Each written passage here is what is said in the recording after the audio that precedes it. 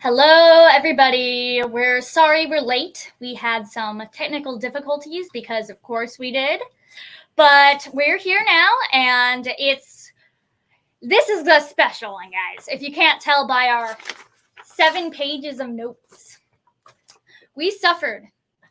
So we're going to make you pay. We're going to make you share it with us. So, what is this? Why are we doing Velma? Yes, everybody wants to know why we're doing Velma. Simple. Because we watched Velma. We gave it a chance. And it was horrible. And we didn't want that effort to be for nothing. So you know what we did? We datedized it. Which is a simple way of saying we turned it into data to prove how awful this show is. Well, you did That's what I do. Because that's what I do. I'm a math major. I have to. The show was so awful that I literally had to use math to show how awful it was. But, we're immediately, if you can't tell, we're immediately starting off ragging on this show. We don't usually start like this, but this is a special case. This is something that affected us both personally. Yes. Considering we are both huge fans of Scooby Doo. We both grew up with it. Scooby Doo is one of those franchises that is multi-generational. You grew up with the 60 series. I grew up with What's New Scooby Doo and Mystery Incorporated.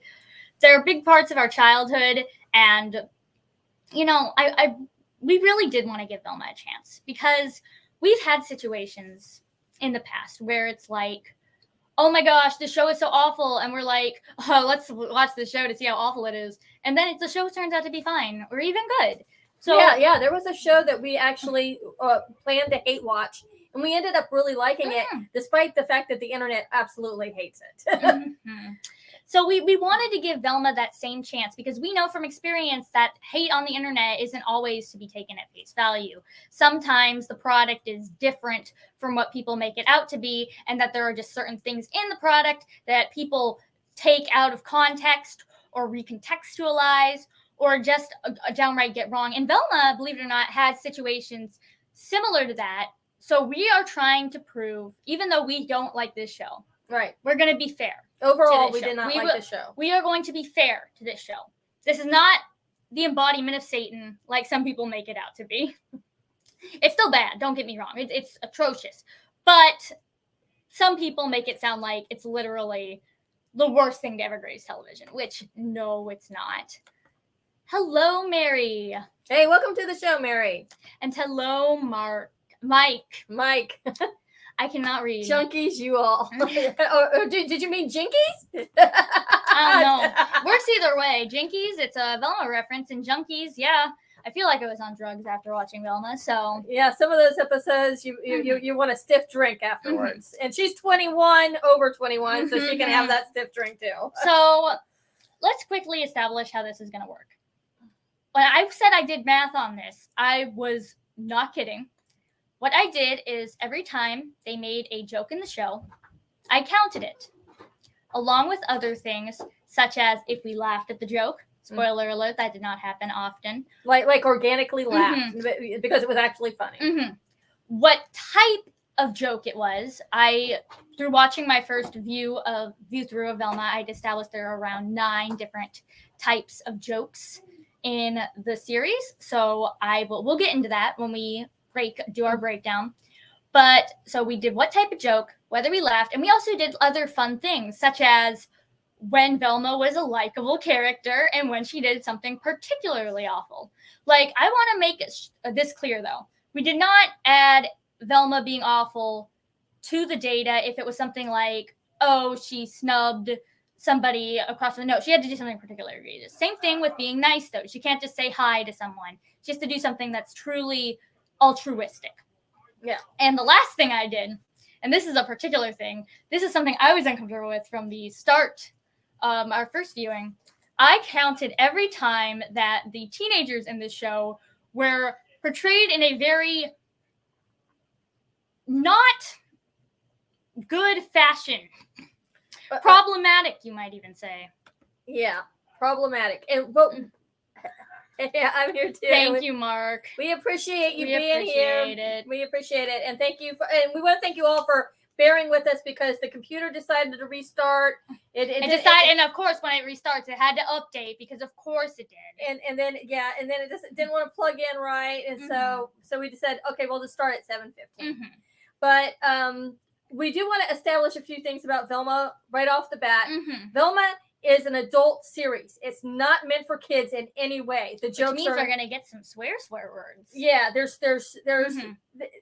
not a lot of swearing in this show, but the themes are very adult and kind of crass and crude, which we'll get into. Yeah, if you have a problem with pedophilia in particular, that's a big. Don't watch Velma, or maybe even if this show, if it's particularly bad for you. But I also want to establish that we do not have clips for this episode, and in fact, getting images for this episode was hard. It was very hard. There is some copyright shenanigans going on with that. Absolutely. Like, the clips get copyrighted immediately. Like, we will be down immediately if we try to play clips. And there was this, it feels like they created a new file type to prevent people from getting screen caps of the show. Yeah, there's I've never heard of an AG. What was it, like an AG? It was.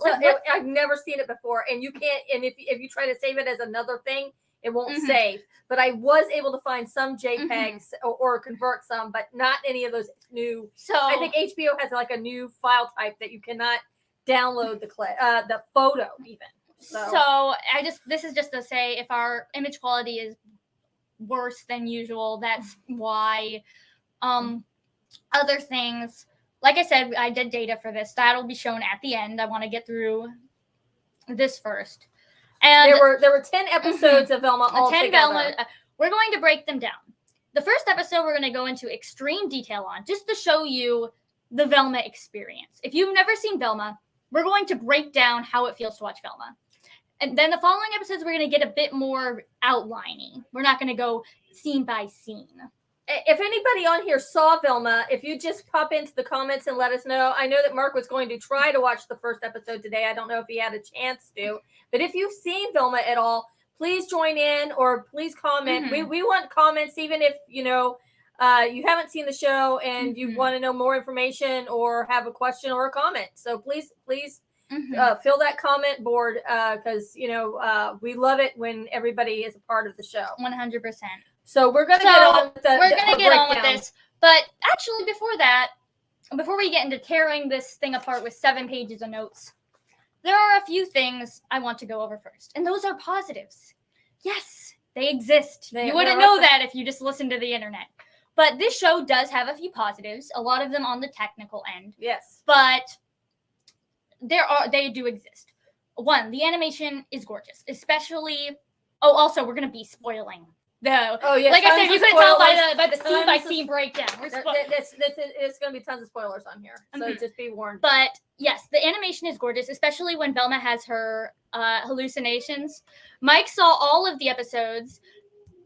Okay, that's so we hope for your feedback, and that'll be great. Oh, Mark, coming gosh, in. Is Mark you coming in? Come on in.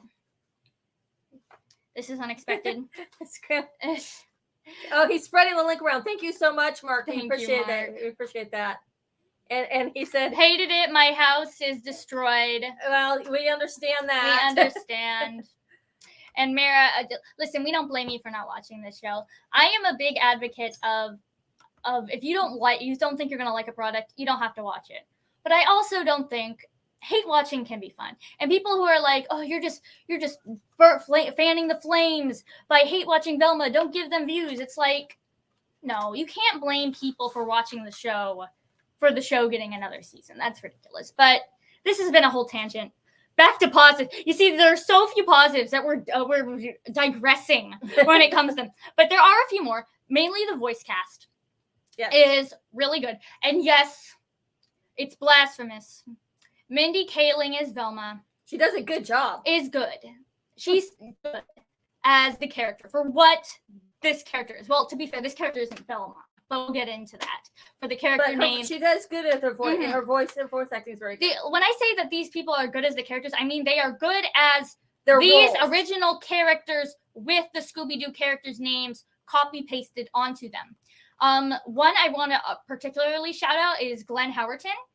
who was in Always Sunny in Philadelphia. I don't even like that show, but he killed it with the portrayal of Fred. The few times that we did laugh in the show mainly come from him. Yeah. And one joke in particular actually had us bursting out laughing. Yeah. And it's like a surprise. Yeah. Surprise us. So good on him. You see, I'm awful with voice names. So you're gonna have to help me out. If you don't know, I'm awful with actors' names. I just remember his because I was particularly impressed. But everybody, who does Daphne? Daphne is Constance Wu. Yes, she also does a great job. Yeah, she's really good. And Norville is Sam Richardson. I don't know who he is, but he does a good job. Like I said, this is not Mark. We all want Johnny Quest right now. So, but yes, the voice acting is very good. The animation is very good. And something else I want to point out quickly, one more positive is, well, we're going to go more in detail with this positive in the notes, but the show creates a particular original character who is like new to the Scooby Doo franchise. And like, I don't know if it's just the rest of the show was so bad that her being on screen was so refreshing to us that we probably like her more than we should. She's probably just like a 6 or a 7 out of 10 character, but we're so used to like 3 or 4 out of 10 characters in this show that she was just a breath of fresh air. And we'll get into more of her later. She is a really good character. She starts off as a minor background character and becomes a more important character down the line. Which is actually really interesting. But enough stalling. Enough of the positives. We suffered through 10 episodes of horrible television. And now 3 times. And now we're going to share it. Episode 1. I have the first quote of the series, the first line of dialogue spoken, the introduction to your TV show. Mom? Yes. You read it. You do a really good job. You did a really good job. I'll do my best Mindy Kaling impression. My name is Velma Dinkley, and this is my origin story. Sure, normally origin stories are about tall, handsome guys struggling with the burden of being handed even more power. And if they are about girls, it's usually like, hey, what made this hot chick go crazy? So to remedy this, I decided to finally share the bone-chilling events that drove me to assemble the greatest team of spooky mystery solvers ever. Yeah, it was me, not Fred and his weird sex van. This is my story told my way. And it starts with a murder, bitch. Yes, that is your opening line. This is your opening line to your series. And this establishes a lot. It does. To be fair, this line does establish what the series is. We're going to be very political. We are not going to be very political. The show is going to be very political. Yes. We are going to try to avoid politics as much as possible, except for certain things that particularly got under my skin. But this is how the weird sex van line is a thing they keep trying to push in the series. Mm-hmm. And listen, we know this is probably not the writer's intention. But there was a breaking point with a certain line later on where it, honest to goodness, sounds me so angry. It sounds like they're trying to attack the original Scooby Doo series. And I don't know if that was the intention, but it comes off that way. And we'll get to that line. I have that line written down. Oh, thank you, Mark. Look at Mark coming through. You're awesome. You are awesome. Oh, yes. Mike, of course, Constance Wu as Daphne. She was in the TV show Fresh Off the Boat. I have never seen Fresh Off the Boat, but she does a great job as Daphne. So I wouldn't mind checking it out. Like I said, all the actors do a great job. But yeah, that's your first quote. And it establishes our first 2 primary joke types in Velma. Social commentary and gender, which is kind of a subtype of social commentary, but there's enough distinct gender jokes where I made it its own category. Also, I would like to point out that this opening line is a total lie. Velma does not form the mystery gang. They kind of just come together. It really is not she didn't really do anything. So that's great.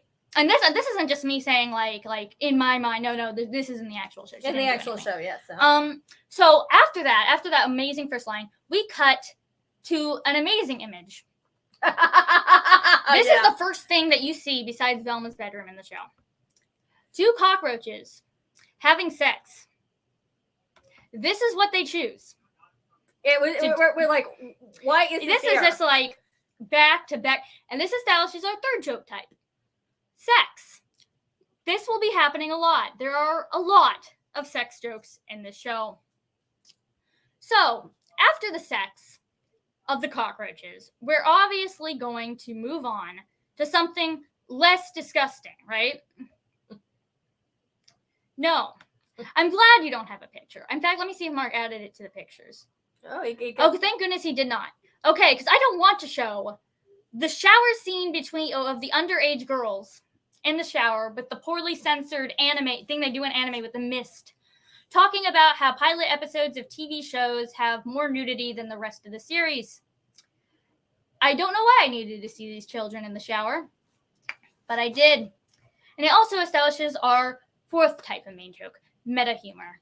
Also expect to see a lot of this. This show thinks that if you call out something as cliche or point out something that's happening in the plot, that is the most hilarious thing ever. So, after we get our scene, every 2 minutes. after we get our scene of underage children in the shower and a reference to Riverdale, usually I would say don't mention another better show in your series to make people want to, your bad series to make people go on and watch that show, but Riverdale is about as equally bad as Velma, so there's that. So after that, Velma assaults Daphne for really no particular reason and asks her opinion on race-blind casting, which is another meta joke, but also falls into our fifth type of main joke, race, which is also another kind of sub joke for social commentary. But like I said, there's enough in there to make it its own distinct thing, especially with Fred, but we'll get to that. Also, in this show, it's right off the bat, Daphne and Velma hate each other because of course they do. Why wouldn't they? Like, I just like my mystery gang being a family, you know? So when you start off with like, oh my gosh, they hate each other, it's like, but you know what? That's the show's choice, I guess. You can't agree. Neither can we, Mark. Neither can we. So that's why we have it on here. She, in particular, she said, we need this. When we're going through our second, she's like, I want this screen cap in particular. So you can blame her. What, the cockroaches? Yes, the cockroaches. Yeah, I did. I said, okay, we definitely need that. Okay. Well, this is going to be a long show if you haven't noticed, by the way. We're on episode 1. So expect a longer show tonight. But yes, the reason why we're breaking down one so much is to establish the experience. It's going to get quicker from here on out. So after Velma assaults Daphne for probably no reason, she opens her locker and finds the dead body of one of Daphne's popular girlfriends, whose head is empty and her brain removed. And so because of this, Velma is arrested, and we get this time to get a bunch of exposition while she's being interrogated by Daphne's moms, who are both cops.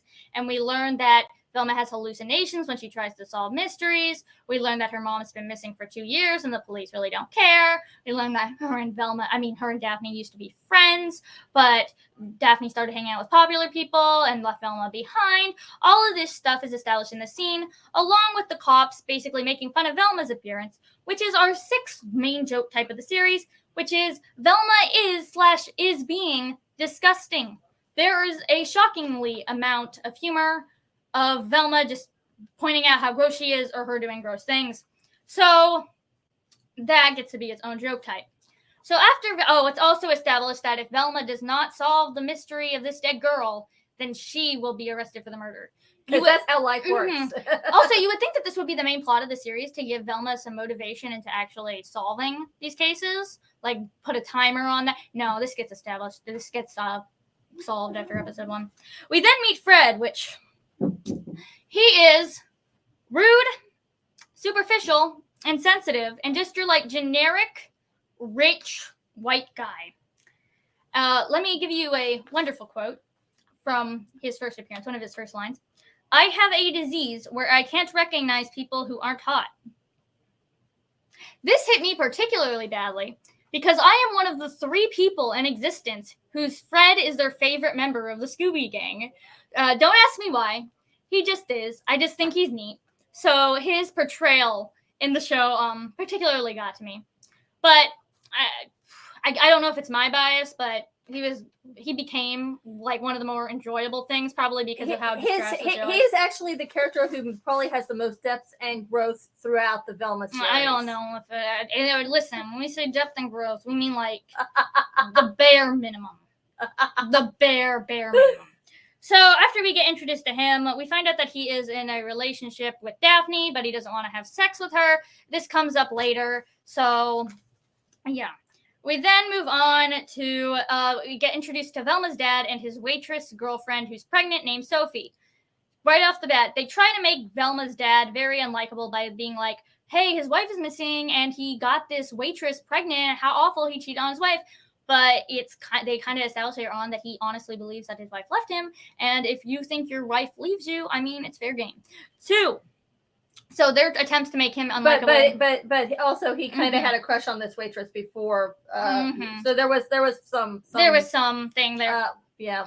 But trouble. So I can understand people not liking him. It's kind of successful. What fails completely though is how they try to make you dislike the waitress girlfriend Sophie. When like I've never seen a show fail so badly at making me dislike a character, because they try to be like, oh, look how superficial she is, and that's like her only flaw. This girl, by the way, they're one of their original characters. But the thing is, I don't know if this is on accident, but they make her like one of the most supportive characters to Velma. She helps her with hallucinations. She's like helps her when Velma's mom eventually comes back and they need to like hide everything. She helps them hide her existence when she really doesn't even need to be there.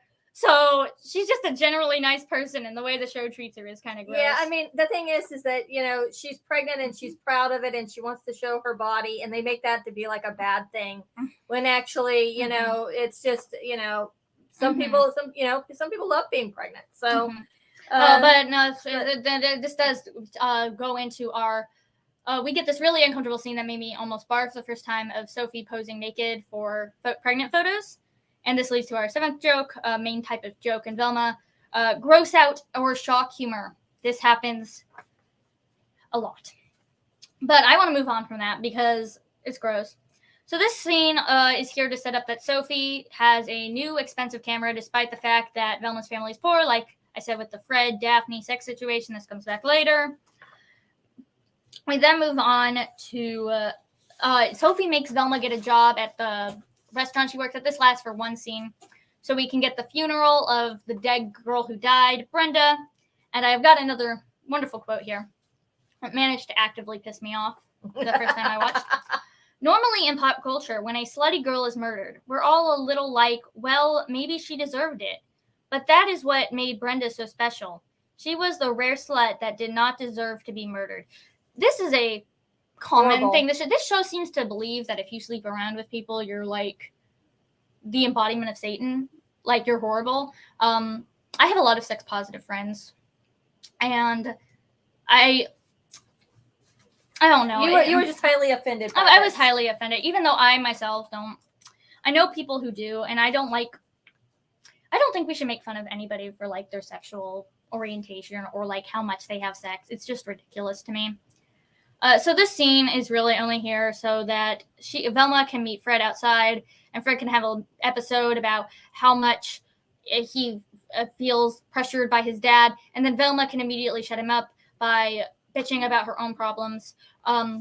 We get one of the worst exposition scenes I've ever seen in media, where Velma just exposits to this guy she barely knows about her mom, how she got her into mysteries, and then how Velma accidentally found her Christmas gifts early, so she felt bad and made her mom go out to get her a present. Then her mom went missing, and then because Velma solved a mystery, now she has hallucinations because her mom is missing, and the only thing found in the car were her mom's glasses and a present which she refuses to open until she finds her mom, and now she wears her mom's glasses, which as somebody who wears glasses is ridiculous because prescriptions for family members aren't the same. She is farsighted. I am nearsighted. If we switched the glasses right now, we wouldn't be able to see shit. Anything. Yeah, exactly. So, but let me just pop in here while you're discussing this scene, because I think that one of the general real problems throughout the entire Velma series is that the show don't tell aspect. Instead of showing us, in visuals, really, there are visuals there, but it's overtaken by narration. I mean, it should be like organically done, and so we could like a flashback without all the talking. but it's just narrative after narrative after narrative instead of just like, I think that one of the big flaws of Velma overall as a series is the fact that there's so many, it's like joke, talk about, and no, they're never quiet. There's never any quiet scenes. There's not one. Throughout the entire there's show. not one. There's not one scene where we last more than 10 seconds of characters just being quiet or showing like opening up and just having like these moments. There's not like quiet moments or moments of when you reveal stuff. It's just spoken about, and I think that that's one of the big flaws of the show overall. But we'll get back into this breaking down this first episode here. So this is all like from the first. If you watch the first episode, you'll notice that this is a problem, and this problem goes throughout. So after Velma exposition dumps her entire backstory on Fred, not letting him explain his problems at all, we get the wonderful line from Fred. Wow, after hearing that, I not only feel emotionally hooked, I understand the stakes of your journey, Velma. Hold on one second. There is a obnoxious cat. Yes, we have a cat wanting to come in, and there she is. If we didn't let her in, we'd keep hearing some horrible scratching throughout our entire podcast. So sorry about that. Stream cat. But after that wonderful quote, basically Fred screws off, and then we get introduced to Norville, who is our Shaggy of the show, but they call him Norville. I'm not sure why. But because he's not really like Shaggy at all. These characters like are nothing like their canon characters. This Norville is the punching bag character of the show. If somebody's getting made fun of, it's probably going to be Norville. And he has a big crush on Velma, which of course is unrequited. And he hates drugs. They make this very clear because Shaggy was a stoner in the original, so Norville hating drugs, funny joke. But the thing is, Shaggy was never on drugs. Okay, he was high on life and food. But people. That was just like an insinuation. People insinuated he was like a hippie kind of, marijuana smoking type of guy. But as it turns out, so it's referenced apparently this Norville character does not like drugs in any way. They keep bringing this up. And just to show you how wonderful the writing of Velma is, Norville had sent Velma a lot of voicemails. And she says at one point, yes, I did read your voicemails, blah, blah, blah, blah, blah. And later, it's established in a later episode that she has never listened to a single one of Norville's voicemails. So great consistency there. But, I mean, consistency through episodes of your story, that's hard. What about consistency between scenes? You know how it's established that Velma and Norville have known each other for a long time. But one of the voicemails says, hey, Velma, it's Norville from math. Like she doesn't know him. So that's great writing there. And so basically, Norville is here to gift wrap a clue to Velma. This happens a lot. Velma cannot solve anything on her own. She has to be gift wrapped clues. And that clue is that Brenda worked for his school newspaper and took pictures of the Spooner's Diner, which is where Sophie works, and something's going on in the bathroom in there, and he thinks that she was murdered to hide whatever secret was there. And so Velma, being the detective she is, immediately jumps to the conclusion that it's Sophie because she doesn't like her. She goes in to steal the camera, has a panic attack, hallucination. Sophie helps her. What an unlikable character. It's established that no, Sophie is not the person, not the killer. This happens in 2 seconds. Like, they don't let you hang on this reveal that Sophie's the killer. Like, they don't do it at all. Like, 2 seconds later. So then it's revealed by Velma's dad that her mom didn't go missing, and in fact, she left them because Velma was a brat, but Velma mentally hid, her conscious, hid the fact, covered up the fact that she was a brat because she wanted to remember her mom and her relationship with her in a positive light. This was semi-interesting. Too bad it gets retconned almost immediately because characters can't have depth in the show. So why don't we take a minute to talk about Velma and the hallucinations for a minute, and her PTSD and how it's really kind of not taken seriously or well. I would like to counterpoint that I would like to get to that when we get to the big reveal, Okay. Quote All unquote, about her hallucinations, which was just disgusting to me as someone who does have panic attacks and mental health issues. But basically, after review, okay, this one makes no sense. Like, literally, this doesn't make sense from a logical standpoint. If somebody can explain this to me. Because it's revealed that Velma's mom left because of Velma, because she didn't love her. Velma no longer feels guilt for her mom leaving. So she basically starts dressing in really racy clothes and puts on makeup, and then she's instantly accepted by the school. And then a popular girl is like, hey, but you murdered Brenda. And then Fred comes in, chops off Weird Al's leg. By the way, Weird Al, why are you here? You could do so much better. Chops off Weird Al's leg and he's like, guys, no, Velma's good. And then everybody's like, oh, yeah, Velma's good, except for Daphne and the popular girls who confront her in the bathroom, and this goes nowhere. Only for Daphne to gift wrap a clue to Velma, or really not even a clue, an answer to the mystery, which is basically Fred has been he's been suspicious in the Spooner's bathroom, which if you recall, if you have 2 brain cells, you recall is where the mysterious stuff is going on with Brenda's camera. So Velma says, oh my gosh, I solved it. It's Fred, when really she was told it's Fred. So she goes, interrupts Norville and says, yo, take me to Fred's house. She goes to Fred's house. And then we get her having a hallucination in Fred's house. And then one of the first thing in the show, like all of this stuff was annoying. This is the first thing to make me go, this show is going to be like that, isn't it? So in order to stop her hallucinations, Norville confesses to her, says he loves her, and Velma just starts laughing because it's the most hilarious thing she has ever heard because she does not respect Norville as a person. And this, my friends, is our 8th type of joke in this series, which is that Norville or his family is absolutely pathetic and needs to be made fun of.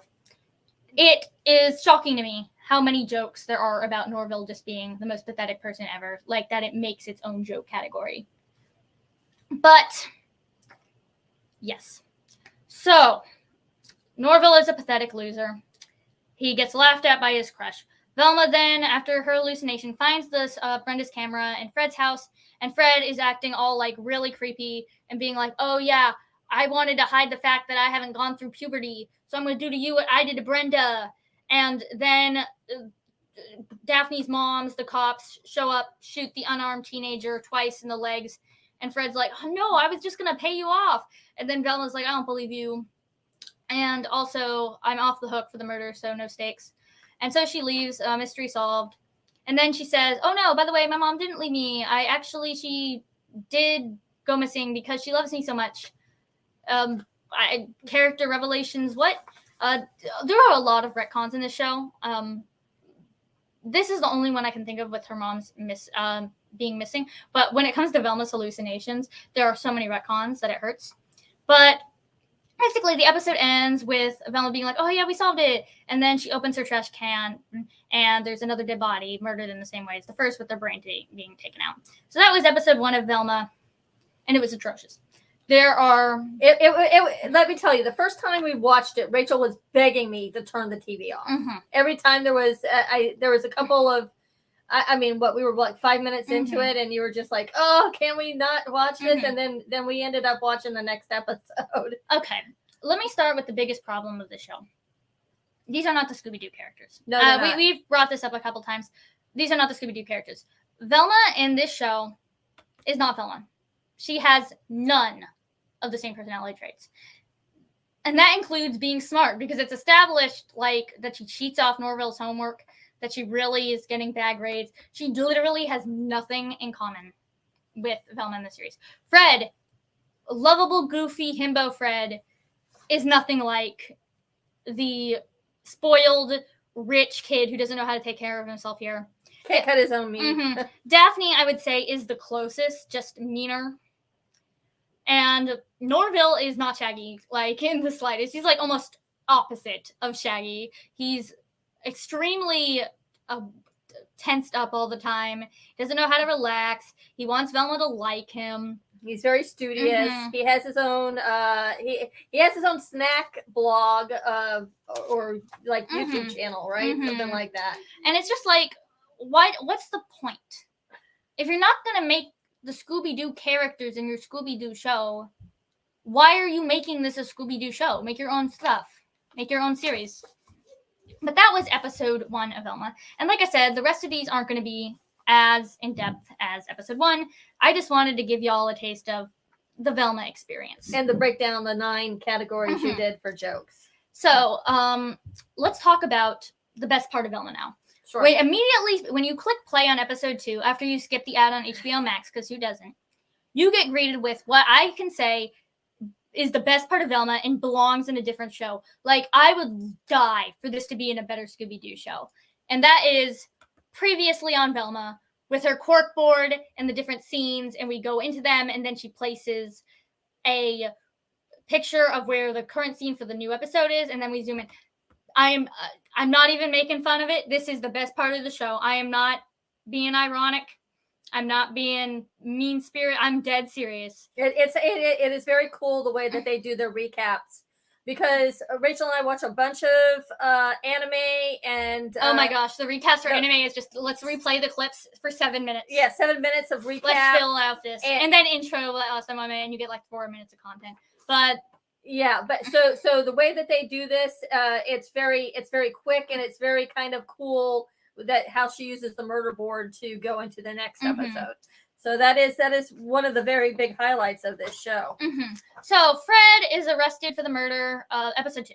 Fred is arrested for the murder, and we get. This is where I started to go, Mom, I think there's something going on here. There are multiple jokes about the size of Fred's penis. Like, and how small it is. Like, I don't understand the show's obsession with that. And if it was just this in this one episode, I would just think that somebody thought their one joke that they created was way too funny and added in a bunch. But there is so much referencing to this, to sexualizing underage kids, that I think I said to you, didn't I say to you, episode 2, I think somebody has a fetish. Yes, you did. Yes. I, honest to God, think somebody on the show probably has a fetish with underage children. Because it goes throughout. It goes throughout the show, and some of the scenes are like very, very egregious. But basically, oh great! I have this quote. This is why I have these notes, because I got quotes in here, and I want to give you some of the amazing things from Velma. So when Velma's dad, who's taking up Fred's case, says, "Well, maybe Fred didn't do it," Velma said, and I quote, "Fred's a rich guy with a tiny dong. He did it." Which is, I think, one of the more famous quotes from this show, and rightfully so, because, wow, that's bad. Oh, Joe says he does not like the design of the characters. What about it exactly don't you like about the design? I'm because you're an artist, you write, you do comic books. I'd like to just to hear more about what you didn't like about the design, because we didn't have any beef with the design of the characters. The animation, we've seen some pretty bad Scooby Doo animations out there. What's the one we were talking about the other day? Shaggy and Scooby Doo Get a Clue. Shaggy and Scooby Doo Get a Clue, I think, was the worst as far as animation style for Scooby Doo that we agree on. I agree on that. So while we're waiting for that, if we get anything, you're not entitled to respond to us. But there's that plot with Fred, and there's this also really uncomfortable, to add to the uncomfortables, Velma's dad's plan to get Fred better public images, to have him act like a little kid because he is a man-child who can't do anything on his own. Believe it or not, this is probably the only, like, arc for our main characters that gets, like, a decent-ish revolution. Revolution? Is that the word I'm looking for? Resolution. I'm saying revolution because of a certain other show we watched. We'll be covering that soon. But yeah, Fred being a man-child is one of the only plots in the show to get a decent ending. But after that, we get I almost forgot our final type of joke. I got this line to basically sum it up. After catching Fred, I feel like my hallucinations are like the return of high-waisted jeans. It took a while, but we're finally through the worst of it. Now, I don't really like the name that I chose for this type of joke, but it's the best I could come up with because I don't know how else to describe it. And that is references or analogies or anything of the sort that literally just doesn't make sense. Like they just say something and they're expecting you to be like, oh, that's so clever. And it's like, what are you talking about? So that's that. And that's all our joke types. So we got through that.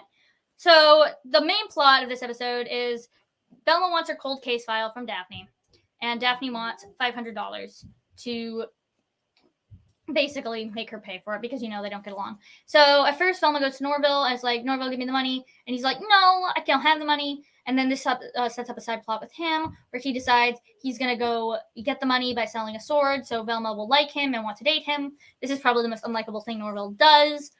Norville does a lot of unlikable things when it comes to Velma, but yeah, he's still one of the most likable characters in the show compared to everyone else. So he goes. That has a subplot. The only really relevant thing to come out of that is we're introduced to a character, a criminal that gets arrested here, who plays a minorly significant role later. And back to the Velma plot. So eventually she's like, yo, I don't have the money. And Daphne's like, yo, you could deal drugs with me. And I know you were particularly mad. I was so upset that they made Daphne a drug dealer. And it's only in this episode where she's trying to raise money so she can for a find plot her point. Yeah. So she can find her real parents. But, which actually does go somewhere, but I won't say in a satisfying way. So Velma turns out to be an awful drug dealer because she's too judgy. This is the first time the show tries to point out a character flaw with Velma, and they fall flat because what I'm pretty sure they're trying to do is to make her the flawed but overall likable main character, when really they just make her completely unlikable because she has really no redeeming qualities whatsoever. Which, if you're going to make a flawed but likable character, you kind of need likable qualities. But that's that. Also, the one other big thing that happens in this episode, other than progress towards the mystery, which once again, Velma is gift wrapped the clue because Daphne gives her the file, but doesn't charge her money.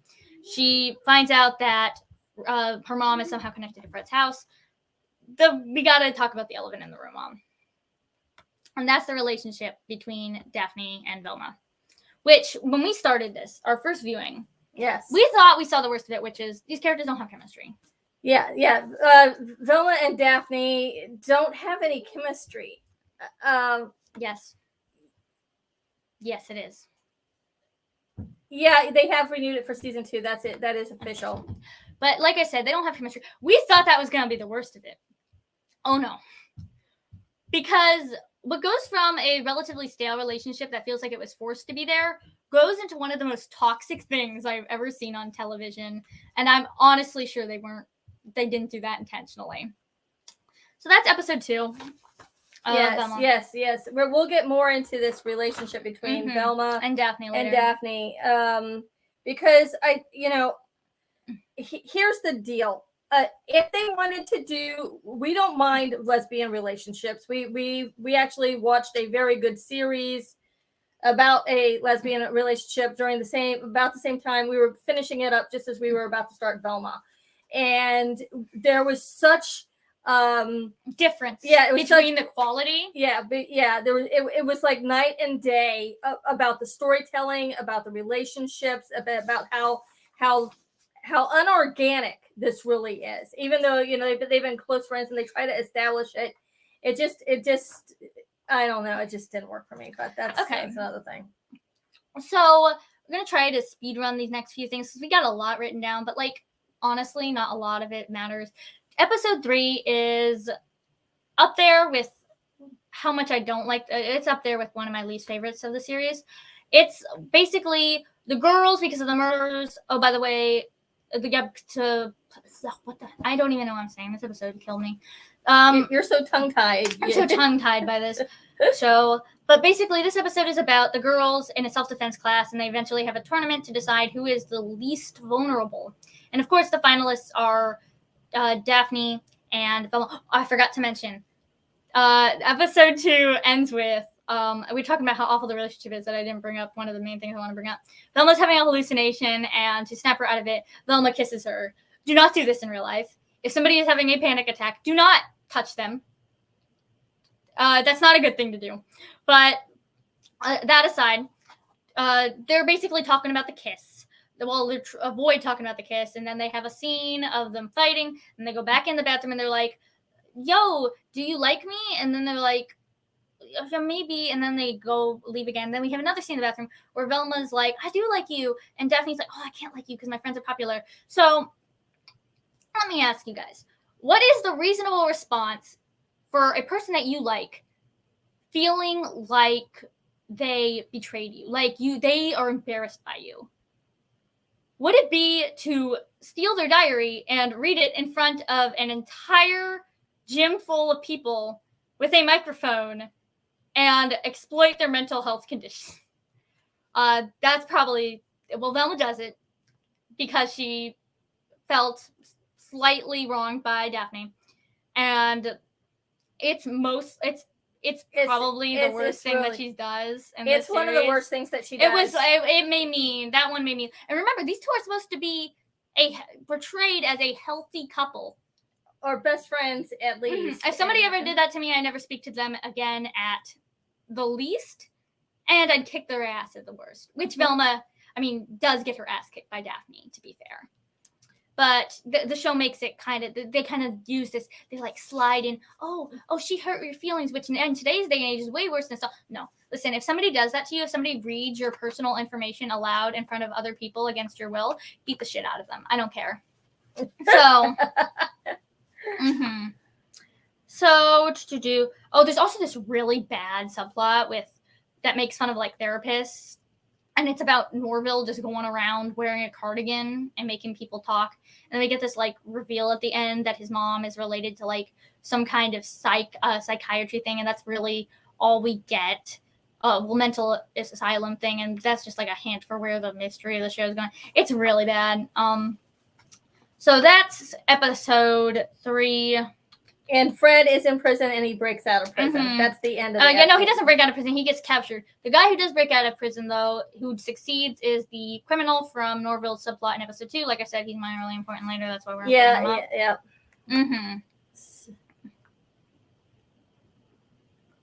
Was there a way to block it? Oh, here. Gosh. I feel like what they have done to here we go. Yeah, this is from I Mark. showed this earlier, but you were on a tirade of how awful the relationship in the show was. That yes, Velma, horrible character. Like if I don't agree with every single piece of hate that this show has gotten, but Velma, bring it on. No, this is not Velma. Hashtag not my Velma. But that's episode 3. So we can quickly move. If it seems like we skipped over that, it's because I have a lot to talk about the worst episode of the series, which is episode 4. No, this is in your opinion. No, this is the worst episode of the series. Not mine.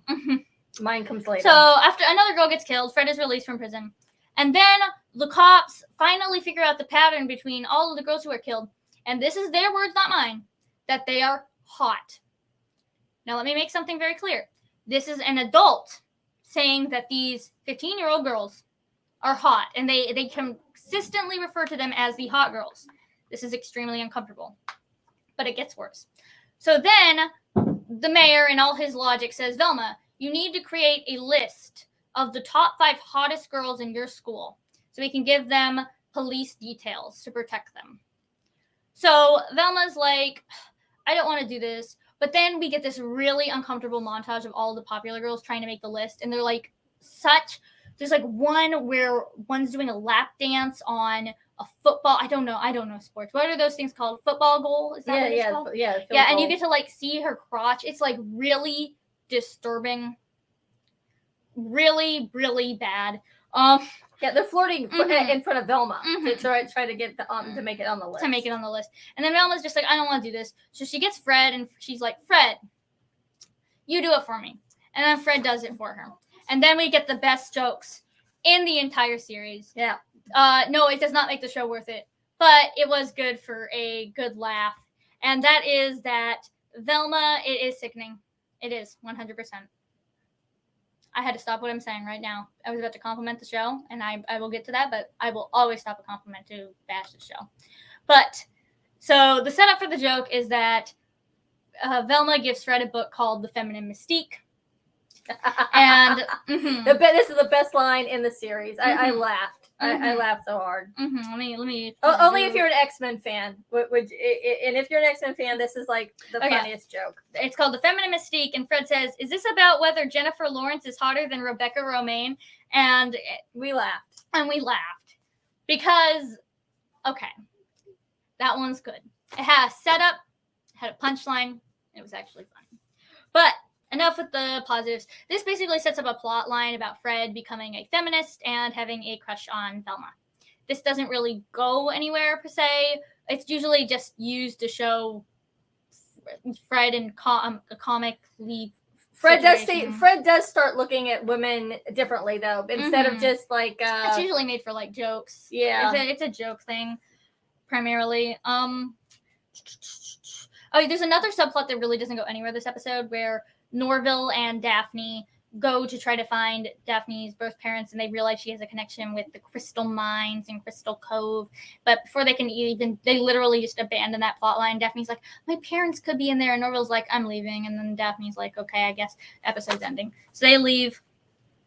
So back to the awful plot line with after they get she gets the list of hot girls, she gives it to the mayor, and they're like, we don't want to waste police details on this. So Velma, we're gonna make you give these girls, quote unquote, the show's words, not mine, uggo lessons to make them ugly.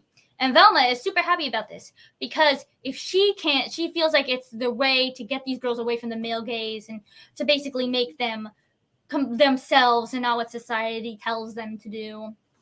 And then we get a montage that broke my heart, literally. They have a montage of these girls being ugly with Shania Twain's I Feel Like a Woman. Man, I feel like a woman, yeah. Man, I Feel Like a Woman in the background.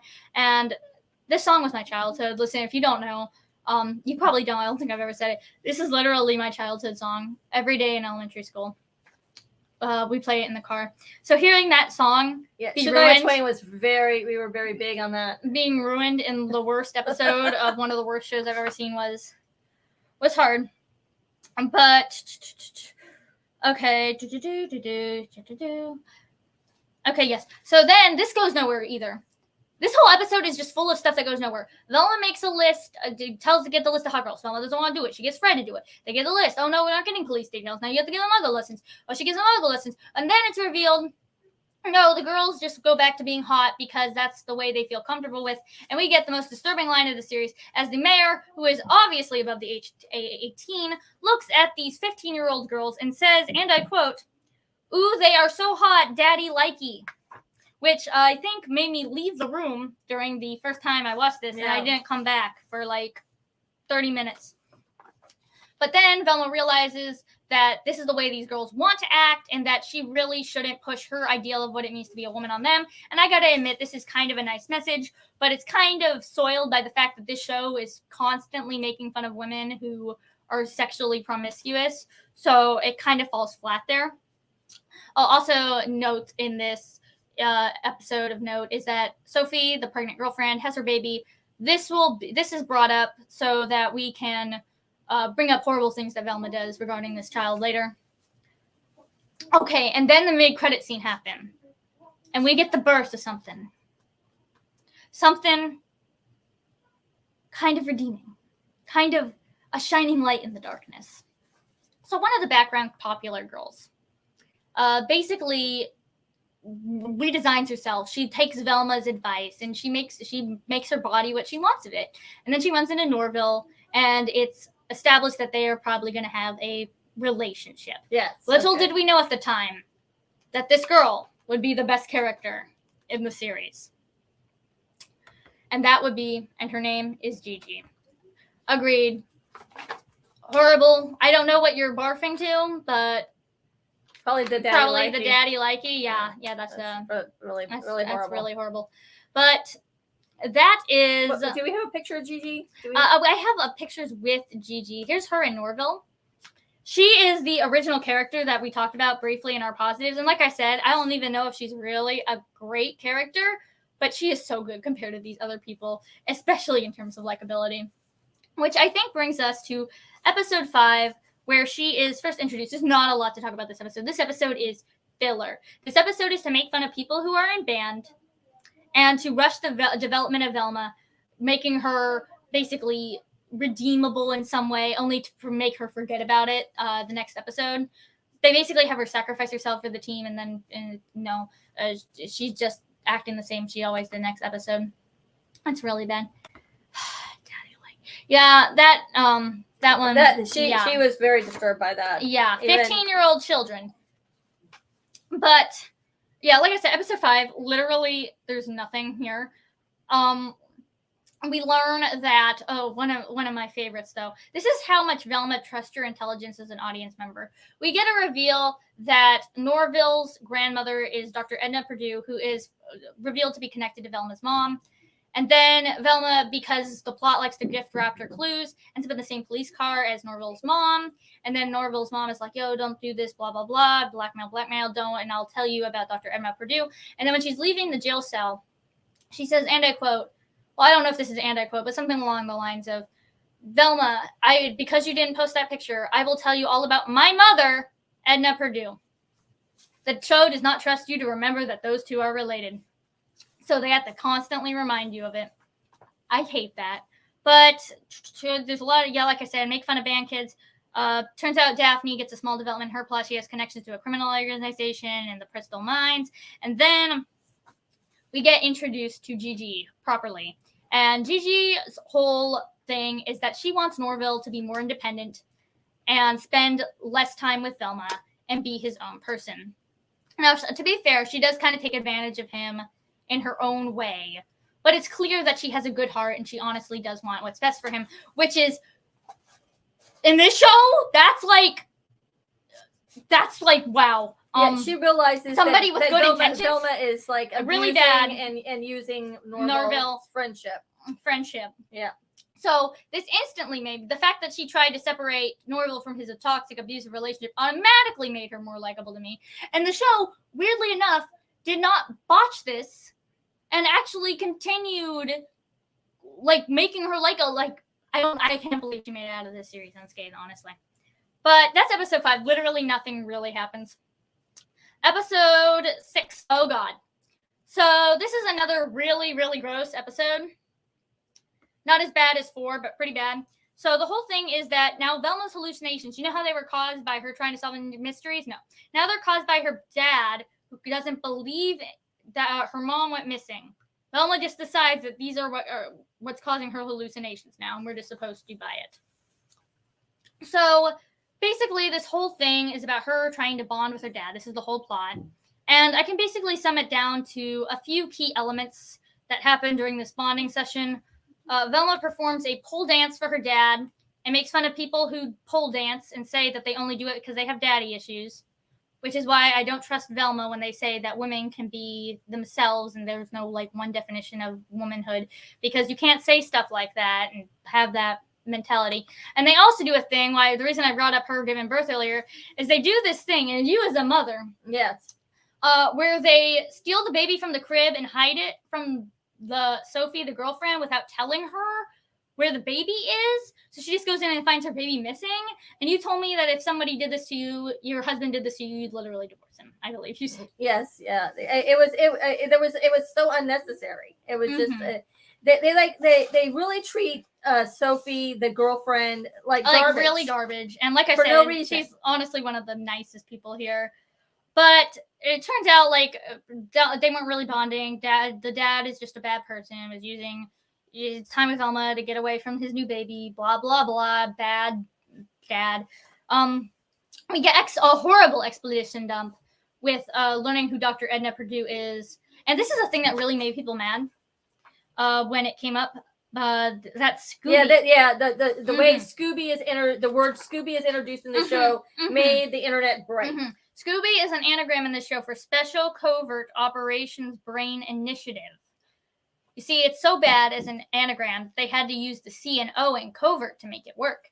But the whole thing is that in the 70s, there was a guy named General Harry Meeting, and there was these problem with meddling kids. And this is where they just shove all their Scooby Doo references to try to justify being a Scooby Doo show. And then it turns out that he thinks they're a problem, so he tries to hypnotize him, but it doesn't work. So he gets the help of Dr. Enna Purdue to replace their minds with soldiers, and basically it failed or something apparently like that. And that's where we get Scooby, and a lot of people got mad at that. Honestly, at this point in the show, I was just so burnt out that I couldn't care less. The show was just, it's just bad. I was so burnt out by how awful the show was that didn't even do anything for me. So that's exposition. Oh, also, being the amazing love interest she is, Velma is ghosting Daphne and not texting her back when Daphne wants to talk about her problems with the revelation she's found about her birth parents, because Velma's just that great of a friend. Yes. Like I said, they had to use to make this work. No, it's not. That C and the O, the second C, and the, I cannot count. The second and third letter, those are both in covert. They couldn't even fit it in properly. But that's basically what's going on with Velma this episode. Yeah, so there's this whole subplot about Daphne and her parents. She finds out who her real parents are. And I kept bringing up that criminal from episode 2. It's him. And Ming Na Wen, which was, I had my weird Al, why are you in the show moment, and you're like, oh, Rachel, why are you freaking out? He just wanted, and then Ming Na Wen showed up, and you're like, Ming Na Wen, why are you here? And I'm like, oh, but she just wants money, Mom. So, she shows up, barely says any lines, probably collected a fat paycheck, so good for her.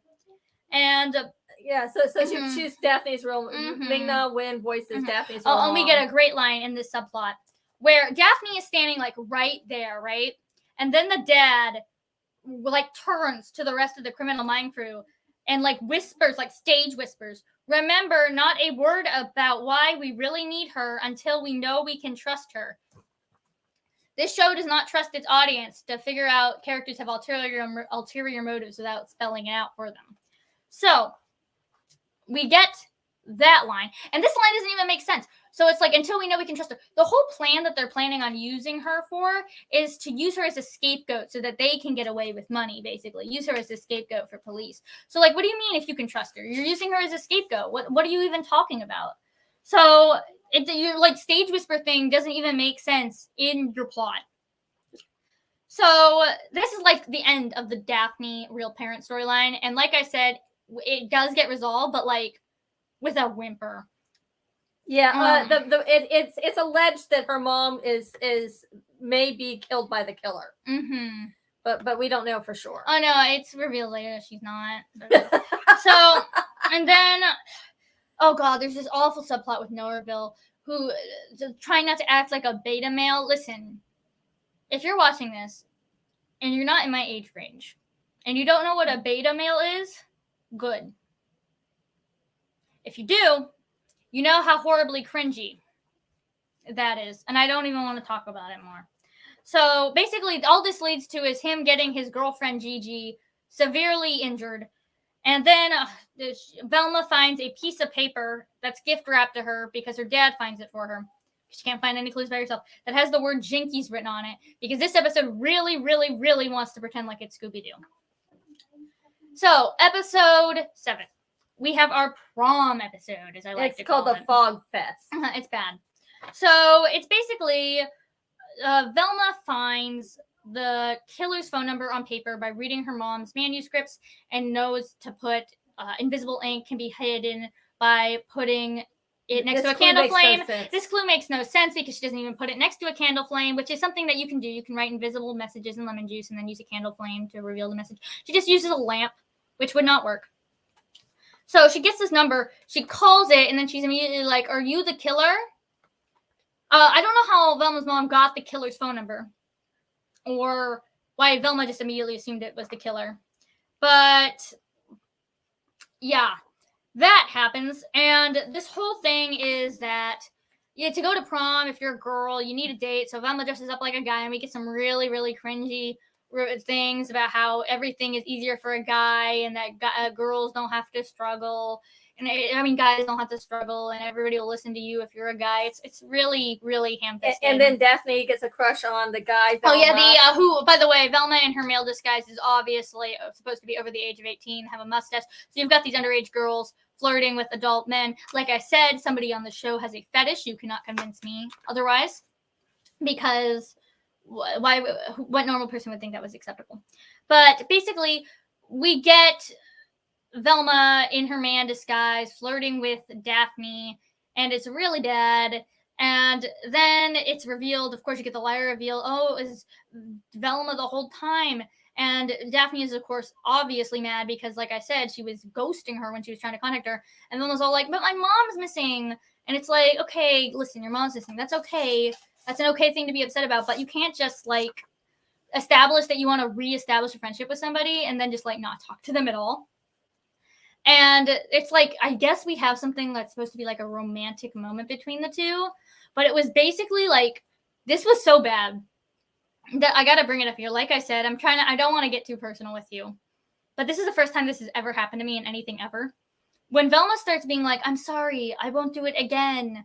I'll change. I got like PTSD to a past relationship that I've been involved in, because I'm like 100% sure that this wasn't intentional. But the fact that the show keeps resetting Velma's development, and then she's like, oh, I'll change. And then the next episode, they forget that she said that, and then have her be the same horrible person she was, is unintentionally making her look like a real abuser in a relationship. One of those people who say that they'll change and they never change. And like I said, I'm 100% sure that was not the intention. But it was bad enough that it reminded me of a horrible experience that I had in the past. So that's that. I'm GG. Okay, now I want to talk about something decent about this show. This show had a subplot that I was okay with. Norville is a really insecure person, so he wants to be basically prom king and queen with Gigi, but he gets a little carried away and doesn't respect her feelings for it, and basically it becomes all about getting the crown and not appeasing his girlfriend, which was the original intent. And they got this really sweet scene at the end where instead of being like, oh, I can't believe you've done this, like Daphne and Velma do every time they slight each other in the slightest, they're like, no, I forgive you, I get it, you're working on it, I get it was important to you.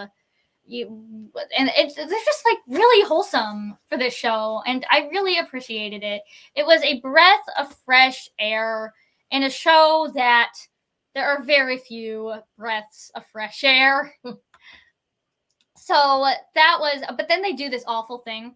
Like, they scare me to death. They scare me to death with, I think I literally said, I think I like this character. And then they do like this horrible fake out where they act like they're going to kill her off. And I'm like, are you serious? And then they don't. It's we like, were so glad they did not kill and it was like a off. pointless fake out though. This show does not know how to do fake outs and red herrings. And we'll get to that in a second. But this is basically, in terms of the mystery and overall plot, basically what happens is they get the killer's phone and Fred gets kidnapped by the killer. Then we get into episode 8, which is my favorite type of episode. The let's flash forward and then flash back to figure out how characters got here.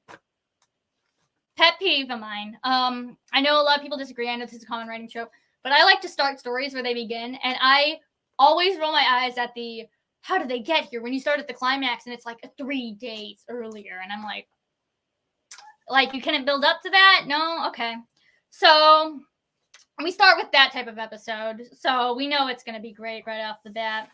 So basically, it starts with Velma, Daphne, Gigi, and Norville all trapped in a ravine, and they're all blaming each other. And of course, the one that Velma decides to blame is her love interest, Daphne, because she can't take responsibility for anything. So how they got here is basically Daphne used the black light on the killer's phone to figure out what his password was, because Velma can't solve anything on her own. She needs to rely on other people to solve even the most basic things for her. They find the password, and then they find an accidental picture the killer took to reveal the location where he's at. The only thing is that this accidental picture is like this perfect mountain view of like this accidental picture is like better than I could do with a camera. So they're like, oh, this is where Gigi's cabin is. So they contact Norville, and they're like, Norville, yo, hook us up, take us to Gigi's cabin. And Norville is like, yeah, okay. So Gigi, you want to take us there to your cabin? But the way he frames it is like, yo, we're going to spend some alone time at your cabin in the woods. And so when Velma and Daphne show up, it's kind of like, dude. But then stuff basically relationship drama. Oh gosh, I have to talk about it. Originally it was just going to be Velma going, and Daphne had other plans. But then Velma, because she's jealous of Daphne spending time with her friends, fakes a hallucination to guilt trip Daphne into going with her, which is just abysmal. Like I said, as somebody with mental health situations, you don't do that. That's like one of the worst things that you can do is fake like a panic attack or a situation where you're not mentally in control of yourself to get sympathy for someone else. That's like disgusting behavior. So yeah. So that's how she gets Daphne to come with her. And once it's revealed that this happens, of course, Velma can't take the blame for it. She's always deflecting, and somehow, I don't remember exactly how, but she makes it Daphne's fault. And then they all end up in this ravine because a cliff's unstable or something. And then the cliff falls, and they end up in the crystal mines, which is where Fred's subplot has been taking place. And Fred's subplot is basically, he's been kidnapped by the killer, and it turns out that those girls who we thought were dead were not dead. They're just brains in jars. But they still refer to them as the dead girls afterwards, and the person who did it is serial killer, even though technically they're still alive. The brains can talk. They it's like they've lost none of their capacity. They have like these electrodes, and they see and talk like they're regular people. And they have this really cringy relationship drama going on with Fred. But that's basically the Fred plot. So like I said, the Gigi, Norville, Daphne, and Velma all end up crashing into the crystal mines conveniently where Fred is. Norville takes this chance to save Velma from almost dying instead of Gigi, which leads to Gigi and him breaking up, ? They never officially say it, but she kind of just disappears after this because they heard I liked her, so they had to get rid of her.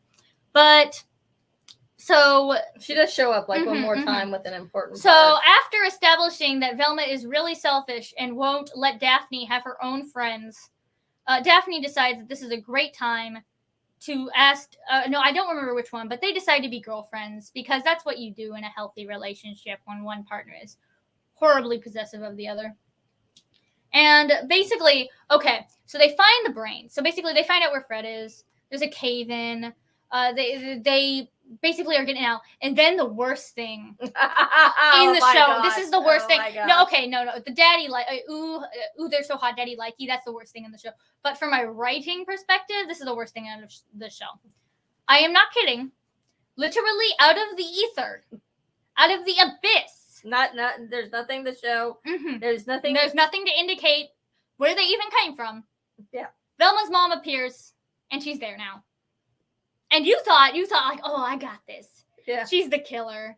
This would explain it. And I'm like, and I said, and I quote, you have too much faith in these writers. She really did just spawn in out of nowhere. And guess what? Guess who was right? Me. Because they don't explain it. Like, they just don't explain it. Like, there's not even like she just shows up. She just shows up to save Velma in the nick of time from falling through down the ravine. And then they all get out of there. Oh, but she has the best trope. Mom, what trope can I add to my already failing series to make it better? I know. How about amnesia? Oh, yes. So Velma's mom has amnesia. And this leads into Mom's favorite episode of the series, episode 9. I despise episode 9 greatly. So in episode 9, basically there's this really, really dumb ticking clock where Velma's mom has 72 hours to remember what happened. Or she'll forget forever. But here's the split. Because that's the way brain injuries work. But apparently it's not. Because the 72 hours passed and then she just remembers anyway. So that meant nothing. But yeah, it's a buildup. The whole thing allegedly is they can't stress her out, so they have to make things look like completely normal. And this leads to your favorite scene of the episode, where they destroy all of Sophie's stuff, unbaby-proof the house, and get out of the house. And then Velma lies about who the baby belongs to, saying that it's hers and Norville's, and basically takes this poor baby away from its mom. Yeah, basically what they're trying to do is to keep Velma's mom from freaking out. So they try to make the house look like it used to before she left. They kick Sophie, the girlfriend, and the baby out of the house. And no, they don't kick the baby out. Like I said, they lie about the baby. They and lie that it's Velma's baby. Originally, they were going to kick him out, but she finds out about the baby, so they lie and say it's Norval and Velma's baby. Because we all know that it's way more stressful to find out that your husband cheated on you than knowing that your 15-year-old child had a kid. Yes, we actually asked this question today. Rachel asked this question to me, and she asked it to her dad. What would upset you more? Coming back from being missing for 2 years, finding out that your 15-year-old daughter has had a baby out of wedlock, or if your husband has been in a relationship with another woman. Strangely enough, the answers were very different. I said I would be upset if I came back and found out that Rachel had totally gone and had a baby out of wedlock. That would upset me more. And her dad said that it would be upsetting if the affair had taken place. So we both split on that. But the fact that it's even a debatable means like it's a bad writing decision, because like for all they know, they just doomed her with stress more than they could have beforehand. What I didn't like about this episode is the way, once again, and it's throughout the entire episode, basically shows how awful Velma has no consideration for anybody else. Especially this child that she like literally made up that belongs to her. She is horrible. She literally says at one point that she tried to sell the child on the dark web. She like constantly doesn't watch the kid. It's like the neglect. Kid lives down the street, and yeah, it's supposed to be for funny because babies don't literally roll down the street. But the whole point is that she has like no consideration and no thoughts. And you know what? And that's really proved with the subplot, because remember, Velma lied about having this baby with Norval, right? And Daphne shows up, and Daphne knows that Velma is pretending to be in this relationship with Norval, right? Velma knows that Daphne knows this. She knows that and remember, Daphne and Velma have just started a relationship. So this could be potentially rocky, but Daphne's okay with it because she's chill. Just keep this in mind. So the subplot is basically the Brain Girls, who are now back at school, and they're back to being popular, have basically kicked Daphne and Fred out, and to regain their popularity, they pretend to date, and this leads to them kissing, which Velma walks in on, and she takes it super personally, which is the biggest hypocritical move ever. Because like I said, she was pretending to be in a relationship with Norval in front of Daphne, and when Daphne kisses Fred, and again, the similar situation, a fake relationship, she like takes it super personally. Like it goes beyond this episode. She's just like, Daphne tries to defend her in other episodes. Then the next episode, she tries to play nice, and Daphne and Velma's just like, no, you betrayed me. And it's like, bitch. And it also in this episode, she also destroys her relationship with Norval once and for all. Oh yes, this is the funniest thing. Like what happened with us is that when I said this show has the worst red herrings, I'm not joking. I'm gonna break down exactly how this happens. Okay. Herring. We call it heron, but it's herring. So I'm dead. This is like a play-by-play, exactly how it's turned in the show. Velma walks in on Norval's dad's office and finds a welding mask in there. This is the same welding mask that the killer has been shown to wear. Norval's dad shows up really creepily in the doorway. Fade to black. Norval and his family are chilling at the dinner table on Norval's birthday playing a board game. We don't know what happened with Norval's dad being creepy in the hallway. He's just here now. And then Velma bursts in with a tank, destroys Norval's house, and accuses Norval's dad of being the killer. He turns out not to be the killer and was using the welding mask to make his son a gifted welded sword for his birthday. And because Velma basically destroyed his house and accused his dad of being the killer, Norval basically says, get out of my life. I don't want anything to do with you anymore. And this is what makes it hilarious. This was supposed to be the big sad moment where you're like, oh no, they're breaking up. Mom, what did we do? We cheered. We cheered. We were like, yeah. Because that's just how horrible the relationship between Norval and Velma was. We were like, finally, he is finally just realized that she is just a horrible person and he's gone. He wants her out of his life. Unfortunately, like everything in this show, it doesn't last. Also, the Norville's dad was the awful red herring that I was talking about, but there's another one. So there's other scenes of Fred's dad being like all creepy and mysterious, and it's like, okay, this guy's being set up for a red herring. But this show thinks it's so smart. They think what they think they're doing is, oh, we're gonna show Fred's dad being creepy, and we're gonna make people think he's the killer. But they don't, because remember, this show doesn't think you're smart. They feel like they have to tell you relationships multiple times. They have to like whisper characters' motivations. So this show thinks it's so smart because then they start, oh, look, it's Fred's mom. She's got a lot more screen time lately. She's the killer.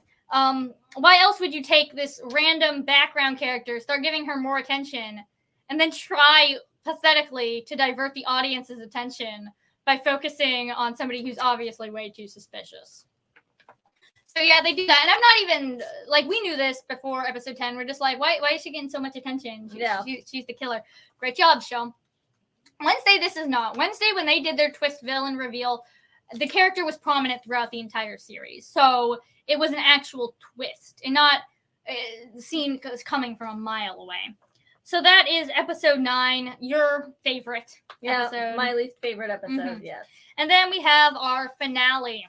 No. So how does this show choose to go off? Well, Velma's mom said, no, we didn't forget the final thing in the mid-credit scene. This is pathetic, by the way. So the show ends normally without the mid-credit scene of Velma's mom being like, oh, I know who the killer is. And then the mid-credit scene is like, oh, it's me. I'm the killer. And you were like, oh, yeah, I knew they smart. Spoiler, she's not really the killer. So it turns out that she's like, okay, well, let me break this down plot by plot because there's a lot to go over in this last episode. So it starts with Velma's mom confessing that she's the killer because she wanted to put a popular girl's brain in her daughter Velma's body, or vice versa. I don't really care. But it's basically, that turns out to be a whole thing with hypnosis and how she was hypnotized. We'll get back to this. It's really bad. So anyway, we get more focus on Fred's mom, which tells me, yeah, she's the killer. And she's talking to Daphne about how she doesn't trust Fred to really run the company. Or like, because of how immature he is. And like I said, this plot point, Fred being immature, unfortunately, is like one of the only things to get resolved in a semi-decent, satisfying way. So, yeah, she's talking to Daphne about all this. And it's like, where did you come from? And where did I go? This is so bad. Daphne's mom. Daphne's mom leaves a present for Daphne in her locker, which is a pocket watch. But we gotta talk about the Fred scene. Your favorite quote in the series. Oh, yeah. Okay, but because Fred's mom doesn't trust him, Fred gets mad, and Velma comes to talk to him, and it turns out Fred is making the mystery machine, basically. And, that could have been a cute reference. Yeah. And then we get the line that I think this one's the one that broke you. Yeah. And mine was oh, they're so hot, ooh, daddy likey. Yeah, this is the line that pissed me off. So bad. Would you like me to do the honors? Please do. I like the way you Velma deliver. says, and I quote, because nothing's trashier or more pedo-tinged than teens in an old van. First off, before we get to the implications of that, show, you have no right to be making pedo jokes with what you're doing. Second of all, you want to go ahead and explain why this joke hit you so because what it's doing is it's a slap in the face to the mystery machine in the original cast of Scooby Doo. And there's nothing pedo ever about the original Scooby Doo gang and the van. Nothing. Just clean, wholesome, eating subs, singing songs, going to dances, and solving mysteries. That's it. That is what Scooby Doo was about for decades and decades. And that's why it's still a tradition in homes today. But this trash decided to go ahead and slap it in the face and say, oh no, you had a kids in a van and that's pedo. Pissed me off. Back to the plot, unfortunately. Daphne gets a pocket watch, a gift. She's apparently inherited Velma's ability to be gift wrapped by the plot clues. She gets a pocket watch from her mom, and it's basically figured out that this pocket watch was used to hypnotize, like I said, Daphne, Velma's mom, into confessing herself as the killer. And then the real slap in the face to anybody with mental health issues. It's revealed that Velma's hallucinations were not because of her guilt or anything internal. No, they're because she was hypnotized by the killer into having hallucinations, and that's just, I don't even know where to begin with that. So that she won't try to solve mysteries of her mom's and it's just, and she figures this out of nowhere. She just suddenly remembers when she sees the pocket watch. It's not good. But basically, Velma, because she has an IQ above a squirrel, remembers that hypnotism was brought up before in the big exposition dump in a previous episode about General Harry meeting and the whole Scooby and meddling kids. And then, before we move on to the next thing in the plot, something disgusting happens, and Daphne apologizes to Velma for kissing Fred, says it won't happen again, despite the fact that Velma never apologized for the whole Norville's baby situation. So, once again, kind of making me think back to my previous relationships where my boyfriend, my ex, got me to apologize for stuff I didn't do a lot. But, moving on, turns out we get a brief scene after an awful shower scene again. They had to really reference that in episode 1. We get another thing of people in the shower. And that's only here to really tell us that Norville is transferring schools because because he knows what he wants. He wants what's best for his mental health, and he's getting out of there. And we really wish that the show would let him have that. Yeah, we were really excited for him when he goes to the school. He's like really super happy. It's a sword school or something like that. He's happy, but he's happy for like 5 seconds. 5 seconds. Yeah. And then Velma starts listening to Norville's voice messages, which she never listened to before, even though it was established in episode 1. That yes, she did listen to a few of them because of math homework. But no, apparently now she's never listened to any of them. And okay, because listening to messages, I'm not even kidding here. She starts to get a crush on Norville. This doesn't go anywhere this season. But honestly, after everything, it's kind of insulting. Both to Daphne and Norville. But after that, Velma realizes that her glasses have the same symbol that the pocket watch has, and that's Jones Gentleman Accessories. This is little flower. The little flower that's like, if you... that's the same on the mystery machine. Painted on the spare tire of the mystery machine. Yeah. But this is probably the only, detective work Velma does in this entire series, realizing that her glasses have a symbol on it. And then she uses her trusty friend Google to basically search up the connection to solve the answers for her about the connection between the pocket watch and the Jones Gentleman Accessories. And by now, we as the audience supposed to be like, oh my god, it is Fred's dad because the killer is really Jones. That's what they think the viewer is doing, but no, the viewer has an IQ above 5, so we know it's the mom. Yeah. Mm-hmm. So basically what happens is suddenly Velma is like, I gotta help them. So she basically goes to sneak into the mansion because she knows Fred and Daphne are in trouble.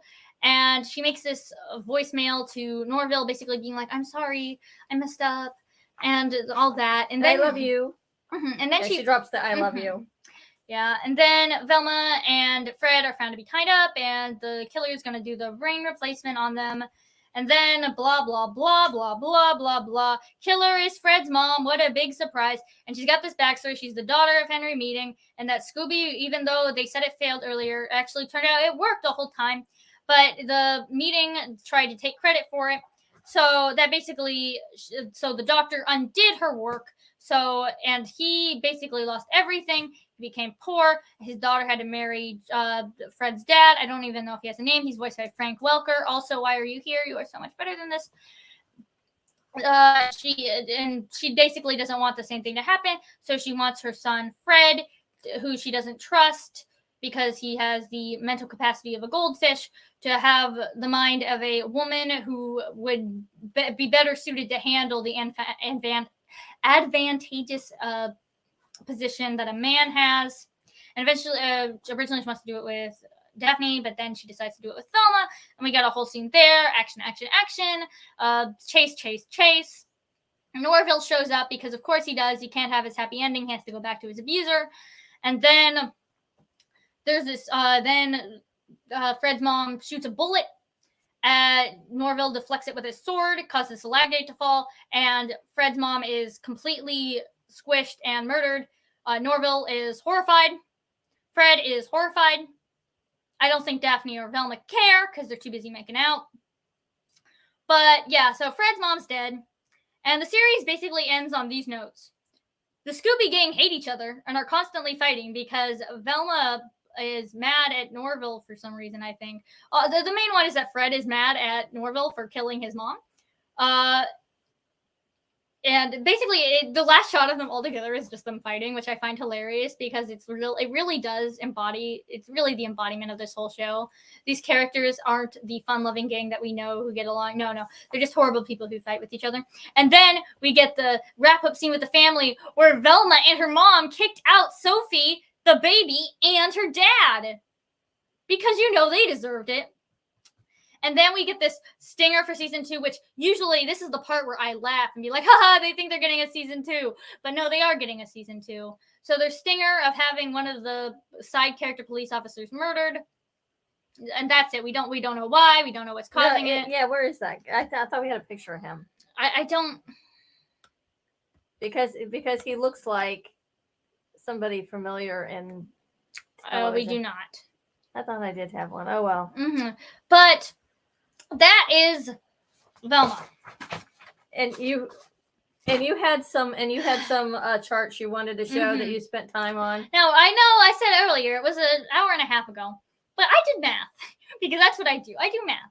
So like I said, I counted every time they made a joke, counted how many times we laughed at one, counted other things like the amount of underage inappropriateness there was, counted how many times Velma was egregiously likable compared to unlikable, and then I use those joke categories that I spent half of the video stream going over and explaining to figure out what the most common type of humor in Velma is. Now let's start with the basic one, the one I don't have to pull out any charts for. How many problematic underage situations would you say is enough to be considered accidental? I would say maybe a third. Can I get a number? Because I have a number. 3. How about 41? 41 times. 41 times an adult character has made a comment regarding an underage character, or an underage character has been shown by the program to be in a sexualized light. Let's get the funny ones out of the way. The Velma likability count. It's not all blue. I hope y'all can see that. I worked hard on these graphs. Basically, blue is how many times she was horrible. Orange is how many times she was likable. 4% compared to 96, which, like I said, I tried to be fair here. I had her, give me times if I couldn't think of any. I tried there. The joke one is also hilarious. There are about 300 jokes in Velma. And we laughed at exactly 1%. But it's literally 1% the orange, and 99% were cringing. And now the data set of what kind of jokes does Velma have most? I'll break this down for you because I don't think you can see the legend. The dark blue square, the 14%, is how much meta humor there was. And that surprisingly wasn't the most, which I thought it would. The most was actually the light blue one, which was 15%, which was social commentary, which is basically them trying to act smarter than they are and comment on the political landscape. About 12% was sexual jokes. 8% was Velma just being gross or disgusting. 7% was just gross/shock humor. 5% was race. 9% was Norville being pathetic. 10% was references or just comments that literally made no sense. Gosh, I'm even having trouble reading my own thing. Another 8% was gender. And then you had about 10%, which were just stuff that didn't fall into any of those categories, which were just random access jokes. Now you may be asking, Rachel, why go through that effort? Why make charts? And the answer is simple. Velma offended me so much that I felt like I needed something tangible out of it to feel like I hadn't completely wasted my time. And thus, I did what I do best, and I made a data set, because now I can scientifically prove that Velma is awful. So therefore, my time was not completely wasted. I mean, she's literally spent 2 overnight You would think she was back doing Thank you, her college thesis. Thank you, Mark. I did work hard on that. So I'm glad that y'all enjoyed it, and I hope you enjoyed the show. Like I said, we did run a little long, but we knew we were going to run a little long on this one. But before we take off, there are some things I do want to say. There are a lot of Easter eggs if you can muster through the episodes. I don't know if it's worth it or not. But some of them are very cute. Probably the cutest one, which we wanted to get a screenshot of, but like I said, the copyright is horrible. Daphne is looking for.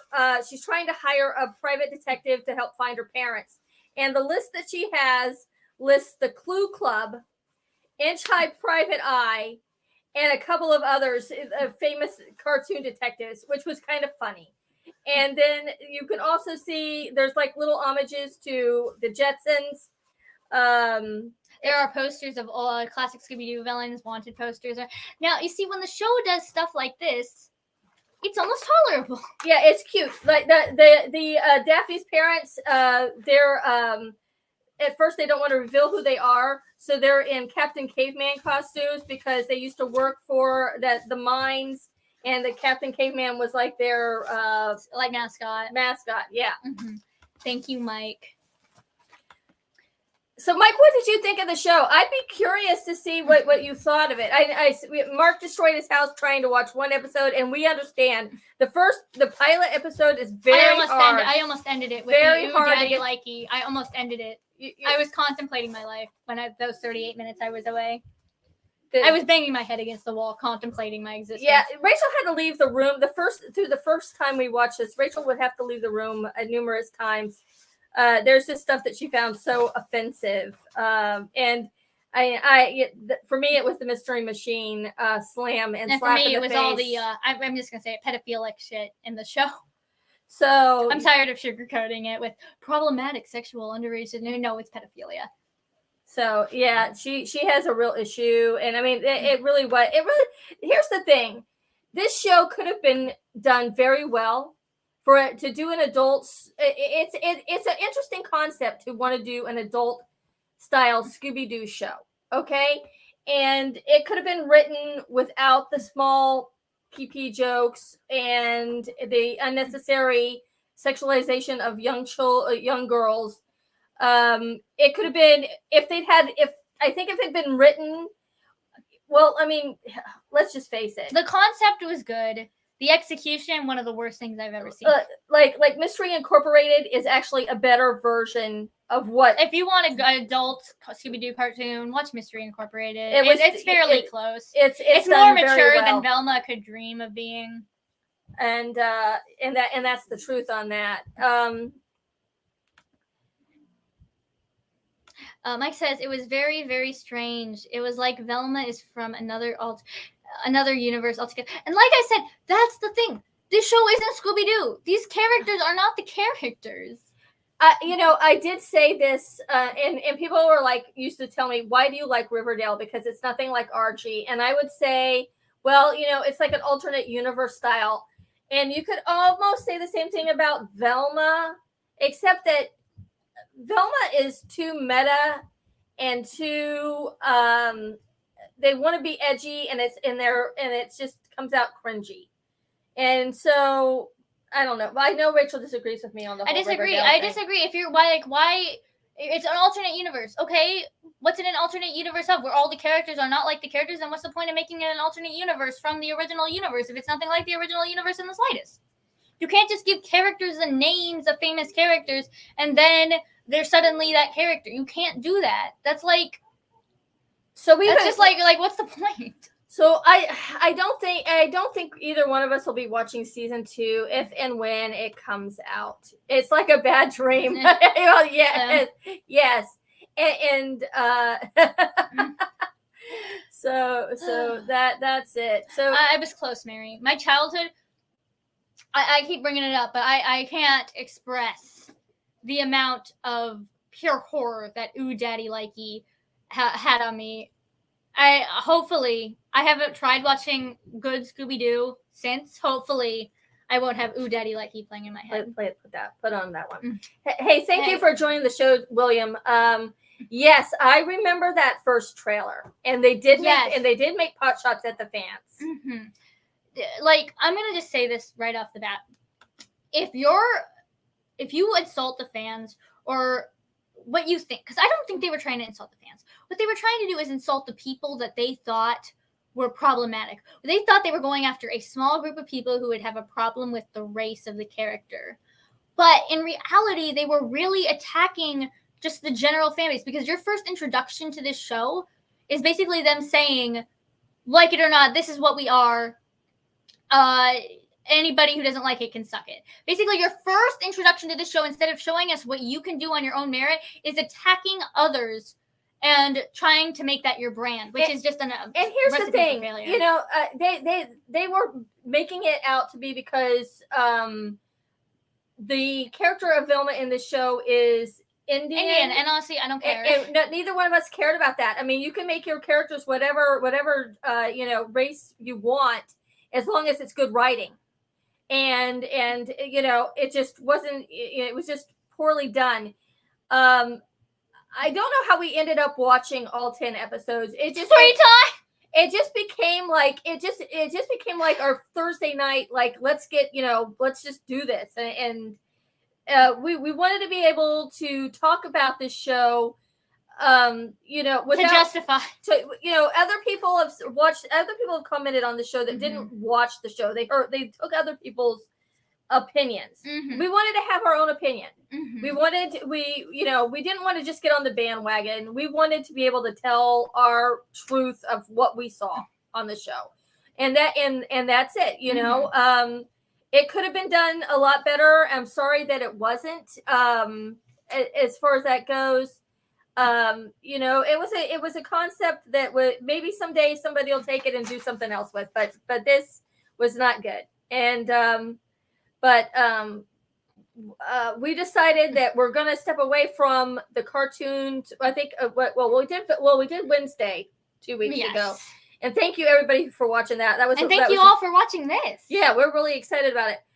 Next time we're gonna go back to I'm gonna introduce Rachel to some films from the 1980s, 90s of Julia Roberts. Rachel, what I asked the other day, I said, "Do you know who Julia Roberts is?" And she said no. Listen, to be fair, I don't know if there's gonna be a 90% chance, 99% chance. I'm not gonna know who an actor is if you question me. But I did remember. I have heard of her. I did remember. I remember her talking about watching Pretty Woman, which I was surprised. And I'm like, "Well, you did watch Pretty Woman, didn't you?" And she's like, "Oh yeah, that was a good movie." I'm like, "Well, that's Julia Roberts."